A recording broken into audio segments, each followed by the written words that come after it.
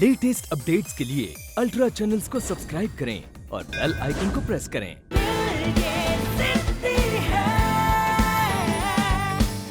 तू हमेशा जिद करती थी ना, नानू जे संदूक में कहाँ है? आज ये संदूक खुली है, जा देख ले कहाँ है इस संदूक में।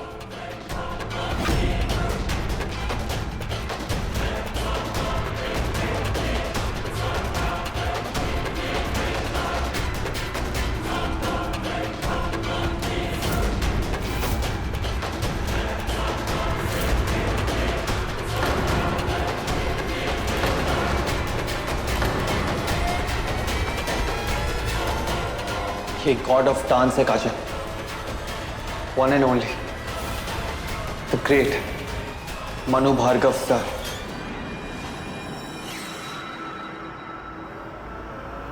अगर इन्होंने अपना हाथ हमारे सर पे रख दिया ना तो हमारी लाइफ बदल जाएगी काजल।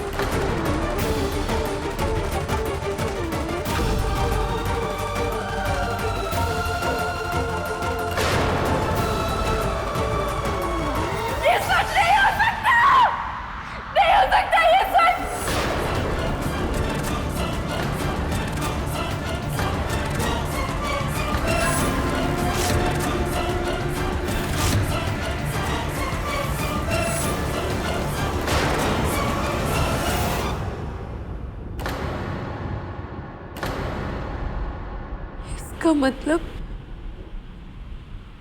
मनु भार्गव भी मेरे पापा है। वो जिसके सामने परफॉर्म करने के लिए अंशुमन इतना एक्साइटेड है, वो मनु भार्गव मेरे पापा है।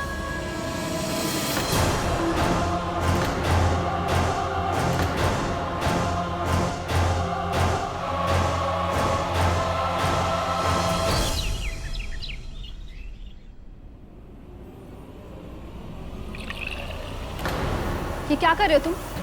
Sorry ma'am. क्या सॉरी? कितने टाइम से काम कर रहे हो तुम यहाँ पर? अभी तक चाय सर्व करना नहीं सीखा तुमने? दी सिर्फ चाय गिरी है, अभी 1 मिनट में साफ कर देंगे। वो बात सिर्फ साफ कर देने की नहीं अंशु, आज टेबल पर गिराई है चाय, कल को हाथ पे गिरा देगा। अपना हिसाब करो और कल से आने की जरूरत नहीं है। Now get out.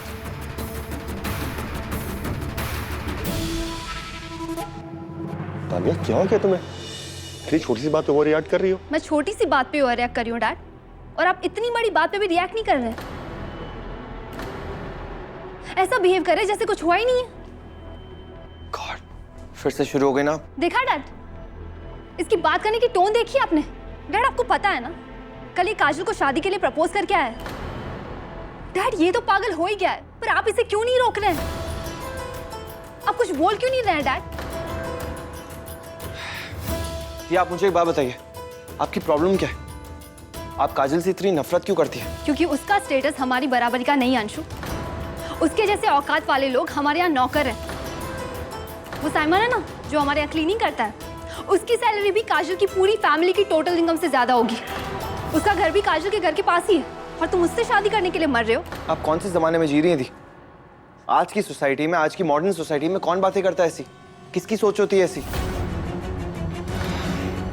दुनिया कहां से कहां पहुंच चुकी है और आपकी सुई अभी भी वहीं पे अटकी हुई है। अंशुमन, मैं इस बात पे तानिया के साथ हूं। कम ऑन डैड, आप भी।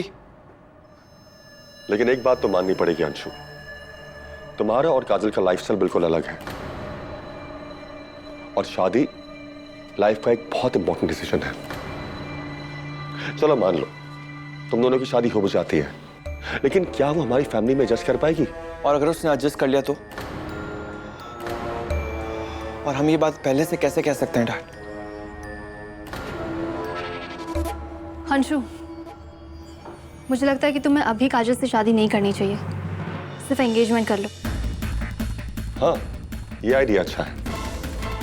काजल को हमें समझने का वक्त भी मिल जाएगा, और हमें भी पता लग जाएगा कि वो हमारी फैमिली में एडजस्ट कर सकती है या नहीं। और शायद तब तक आपको समझ में आ जाए कि वो ही मेरे लिए बेस्ट है। हमारे समझने से क्या होगा अंशु? ये एंगेजमेंट तो तभी होगी ना जब रश्मि जी हाँ कहे। भैया, रश्मि आंटी ने तो अभी तक कुछ भी नहीं कहा।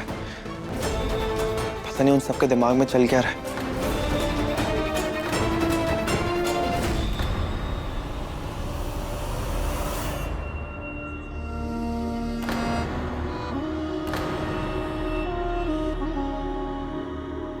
आज तक नहीं तो फिर अब क्यों? क्यों मुझे सच बताया आपने मम्मा? जैसे मैं इस भ्रम में जी रही थी कि मेरे पापा अब इस दुनिया में नहीं है, तो आगे भी जी लेती ना मम्मा। अब सच क्यों बताया आपने? सब कुछ मुश्किल कर दिया आपने मेरे लिए। क्यों बताया मम्मा मुझे आपने अब? क्योंकि जिस दुख दर्द से मैं गुजरी हूँ, मैं नहीं चाहती कि तू गुजरे काजल। जो खेल जिंदगी ने मेरे साथ किया, मैं नहीं चाहती कि वो तेरे साथ करे। मतलब?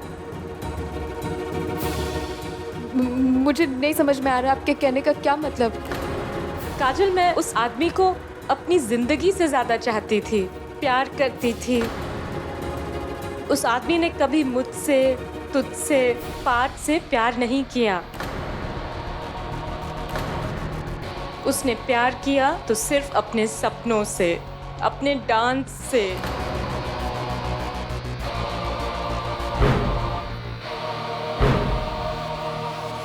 इसके लिए हमारे साथ जीना जैसे एक पिंजरे में कैद होना था।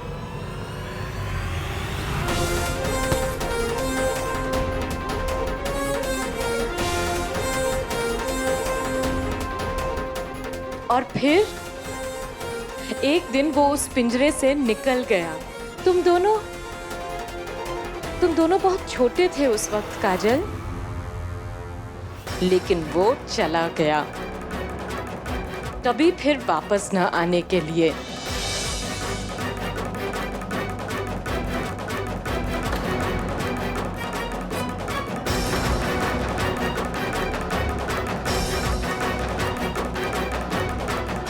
न कभी अपने बारे में कुछ बताया, न कभी मुड़कर अपने परिवार के बारे में कुछ जानने की कोशिश की। हम कैसे हैं, कहाँ हैं, जिंदा हैं, मरे हुए हैं। एक बार वो गया ना तो पलट के उसने हमारी तरफ देखा ही नहीं काजल। तू सोच और मुझे बता काजल कि तू ऐसे आदमी को क्या बुलाएगी, क्या कहेगी तू उस आदमी को जो अपने सपने पूरे करने के लिए अपनी बीवी, अपने छोटे छोटे बच्चों को गली गली धक्के खाने के लिए छोड़ दिया। खुदगर्ज और मक्कारी कहेगी ना काजल। मेरी पूरी जिंदगी में ना मैंने आज तक मनु भार्गव जैसा कमीना और गिरा हुआ इंसान नहीं देखा है।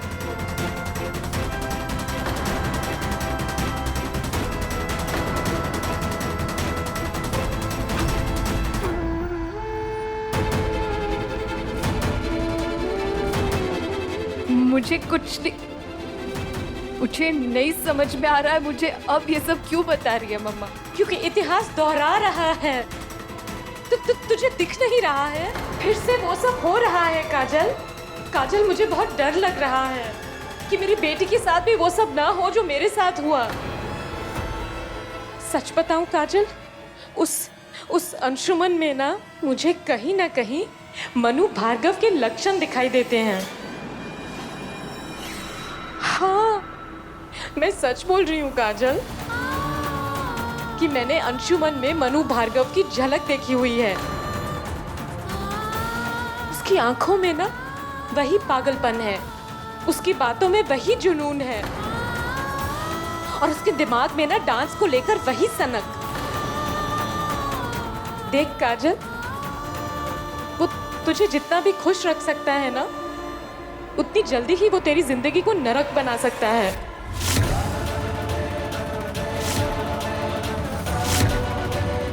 बिल्कुल वैसे जैसे तेरे बाप ने इतने साल पहले मेरी जिंदगी को नरक बना दिया था।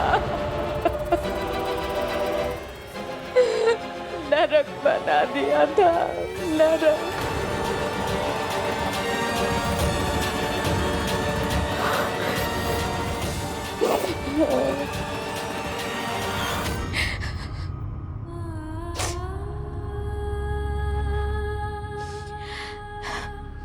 मम्मा, मम्मा लेकिन जरूरी थोड़ी ना है कि जो आपके साथ हुआ वही मेरे साथ हो। मेरा अंशुमन वैसा नहीं है, वो मुझे इतना सा भी दुख नहीं दे सकता। मम्मा मैं जानती हूँ। काजल, मेरी बच्ची, मैं भी चाहती हूँ कि तेरी बात सच हो, लेकिन भविष्य किसने देखा है? हाँ? मुझे बहुत डर लग रहा है कि अगर मेरी बेटी की जिंदगी में ये तूफान आ जाएगा तो मैं नहीं संभाल पाऊंगी। इस बार मैं नहीं संभाल पाऊंगी। मम्मा, मम्मा आप क्या चाहती है? मैं क्या करूं? क्या चाहती है आप? क्या? तुझे पता है, यही सवाल आया था मेरे दिमाग में जब मेरी शादी मनु भार्गव से तय हुई थी। मुझे कुछ समझ में नहीं आ रहा था उस वक्त काजल, और उस वक्त जो फैसला मैंने लिया उसकी सजा मैं आज तक भुगत रही हूं। लेकिन तू बहुत समझदार है काजल, और अब तू बड़ी भी हो गई है। मेरी बेटी, तू ना जो भी फैसला लेगी ना, मैं तेरा साथ दूंगी। बस मेरी एक दरख्वास्त है कि बहुत ही सोच समझ के तू ये फैसला लेना काजल। हाँ, बहुत ही सोच समझ के। फिर ना तू जो भी फैसला लेगी ना, मैं उसे मान लूंगी।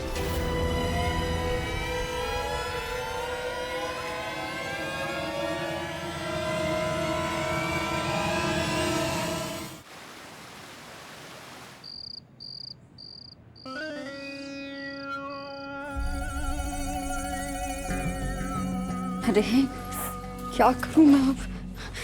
सब चौपट हो गया। मैं क्या करूं? जीजी भी सब कुछ।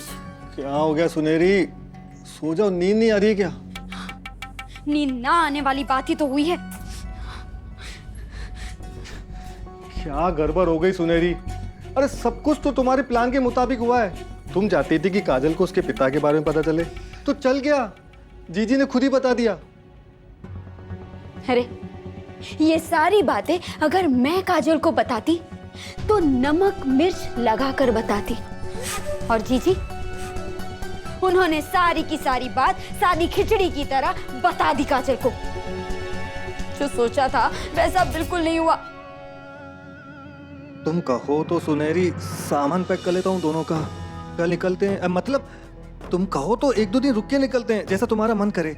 आप बस इस घर से जाने के बारे में ही सोचते रहो।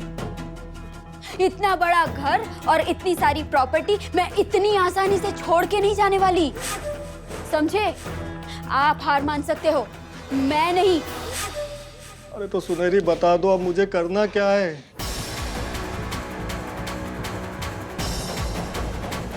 अच्छा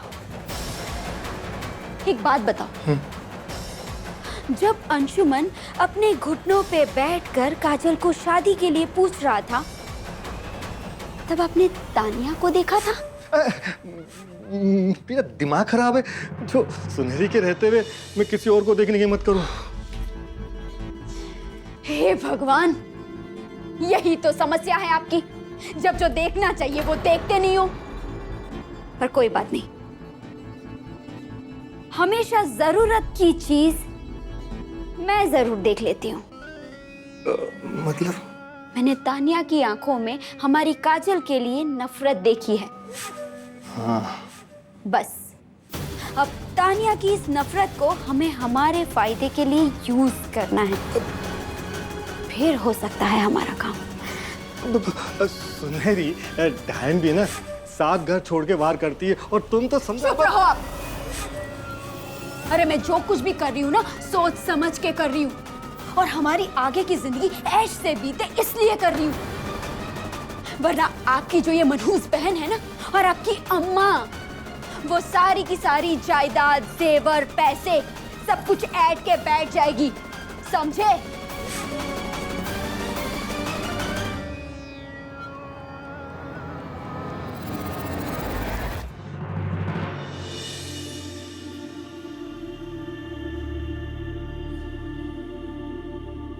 ये गॉड ऑफ डांस है Kajal, one and only the great Manu Bhargava sir. सच बताऊं काजल, उस अंशुमन में ना मुझे कहीं ना कहीं मनु भार्गव के लक्षण दिखाई देते हैं।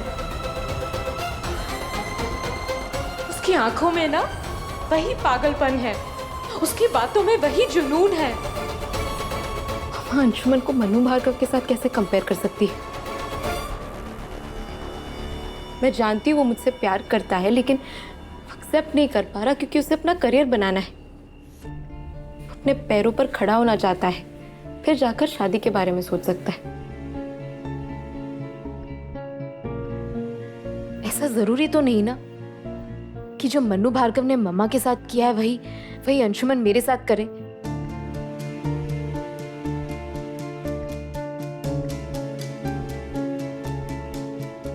मुझे नहीं लगता जो मम्मा अंशुमन के बारे में सोच रही है वो सच है।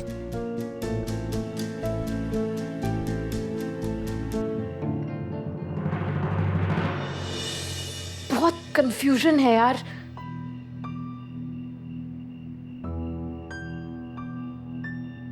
मुझे किसी के साथ बात करना होगा ये कंफ्यूजन दूर करने के लिए।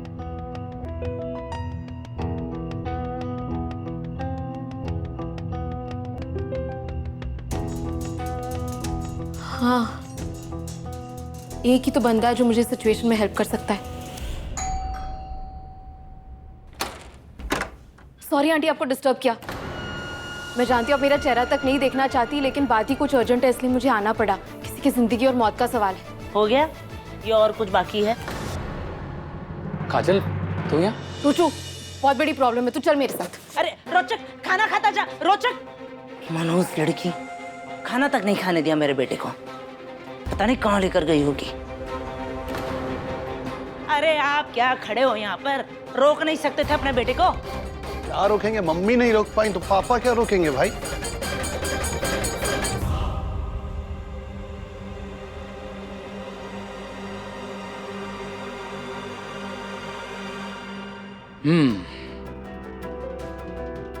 समस्या तो गंभीर है। रश्मि आंटी को अंशुमन पे भरोसा नहीं है। तुझे क्या लगता है? मुझे तो सब सही लगता है रोचू। मैं अंशुमन से प्यार करती हूँ और मुझे विश्वास है कि वो भी मुझसे प्यार करता है। बस इस वक्त करियर को लेकर ज्यादा सीरियस है, इसलिए प्यार के बारे में सोच नहीं सकता। तो उसमें गलत क्या है?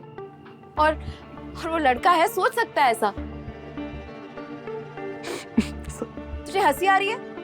मैं अपनी प्रॉब्लम डिस्कस कर रही हूँ और तुझे हंसी आ रही है। तो हंसू नहीं तो और क्या कर रही है? तू बात ही ऐसी कर रही है। अच्छा सुन, तुझे पता है गांव में एक बाबा जी आते थे और वो हमेशा एक कहावत कहा करते थे, ना सूत ना कपास, जुलाहे से लट्ठम लठ। मतलब लट्ठम क्या? समझाता हूं, बैठ। अरे बैठ ना। लट्ठम लठ का मतलब होता है लड़ाई। अब देख, रश्मि आंटी ये सोचकर परेशान है कि अगर तुझसे शादी करने के बाद अंशुमन बड़ा स्टार बन गया तो कहीं तुझे छोड़ के ना चला जाए, और तुझे लगता है कि अगर रश्मि आंटी ने तुझे डांस नहीं करने दिया तो तेरे सपनों का क्या होगा।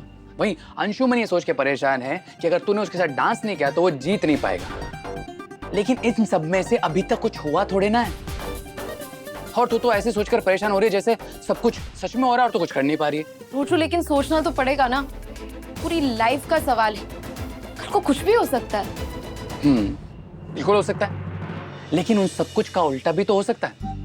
अब देखना, आपने ये शाहरुख खान, आमिर खान, संजू बाबा, अमित जी कितने बड़े स्टार हैं, लेकिन अपनी बीवी के सामने थर थर कांपते हैं। और तू भी तो यही चाहती है ना कि अंशुमन तुझसे डरे, तेरे वश में रहे।